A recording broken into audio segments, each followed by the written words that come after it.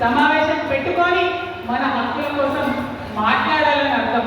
అందులో మరి 1-2 కులాలు కాదు, బీసీలలో ఉన్నటువంటి అన్ని కులాలను కూడా చైతన్యం చేసుకోవాలి, జాగృతం చేసుకోవాల్సినటువంటి అవసరం మనందరి మీద కూడా ఉన్నది.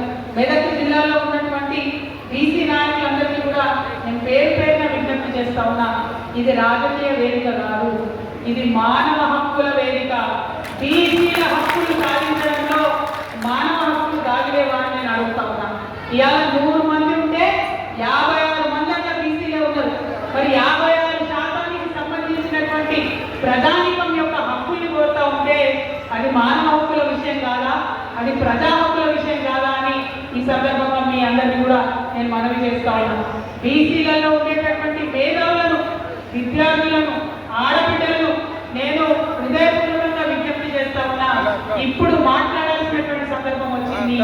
మాట్లాడే సందర్భంలో ఖచ్చితంగా నోరు పెట్టి మనందరం మాట్లాడాలి. ఒక కథ చెప్తుంది తెలంగాణ ఉద్యమంలో.